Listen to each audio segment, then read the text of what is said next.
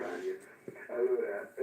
l'altro giorno sono andato su, siccome l'antenna, una la più vicina, la mia antenna, era l'antenna della mia signora,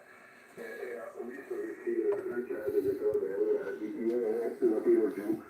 E da quando lo tiro giù, vedi che poi, come immaginavo, probabilmente si è aperto un mondo verso la zona 8 che stamattina sto ascoltando, io sono pensionato, mi sono messo alla radio e la sto ascoltando abbastanza bene, tu mi hai dato un ottimo riscontro